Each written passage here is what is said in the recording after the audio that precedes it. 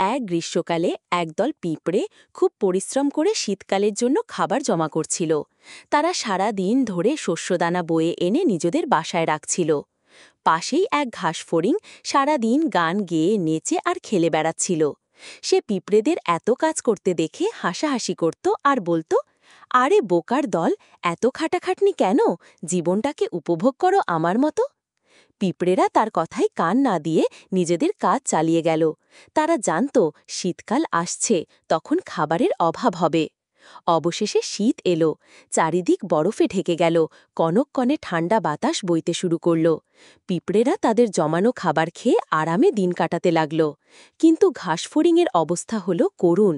তার কাছে কোনো খাবার ছিল না, ঠান্ডায় সে কাঁপছিল আর ক্ষুধায় ছটপট করছিল। উপায় না দেখে সে পিঁপড়েদের বাসার দরজায় গিয়ে কড়া নাড়ল। কাঁদতে কাঁদতে বলল, বন্ধুরা, আমাকে কিছু খাবার দাও, আমি মরে যাচ্ছি। পিঁপড়েদের একজন দরজা খুলে বলল, গ্রীষ্মকালে যখন আমরা খাবার জবাচ্ছিলাম তখন তো তুমি গান গেয়েছিলে, এখন শীতকালে না হয় একটু নেচে দেখাও। শিক্ষা: ভবিষ্যতের জন্য সঞ্চয় করা উচিত এবং সময়ের কাজ সময়ে করা উচিত।